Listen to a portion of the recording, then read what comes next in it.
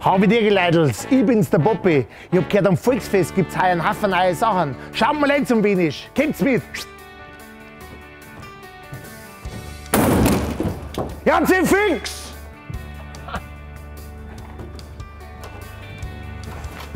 Hey, schaut euch einmal das geile Zelt an. In der Genussarena haben wir heuer sogar ein Salettel. Spezialitäten vom Ochse, aus dem Suppendorf, Brotzeit, Wiener Schmankerl.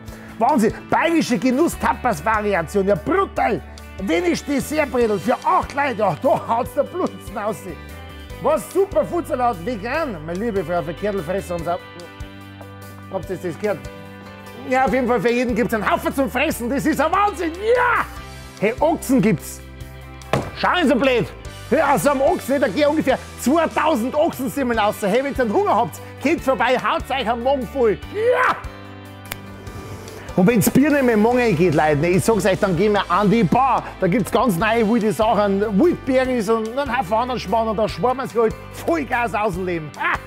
Hey Leute, wenn's wieder auf einen Augen und auf zwei Augen nicht mehr gescheit sieht, ne, dann tat's einfach vor lauter Holaradio diese voll geile Straubinger Volksfestbrünnaffe, ne, die da wir da herum verkaufen, die ist saugeil, ne, richtig gut und wir verschenken einfach einmal 300. Am ersten Sonntag sollen einfach die Bedienung an jede dritte Masse Brüll hängen, das ist mir scheißegal, gell? Und wenn's dann oben noch sich total entgleist, dann nehmt einfach diese geilen Fulzel, ne, dann machen wir's so.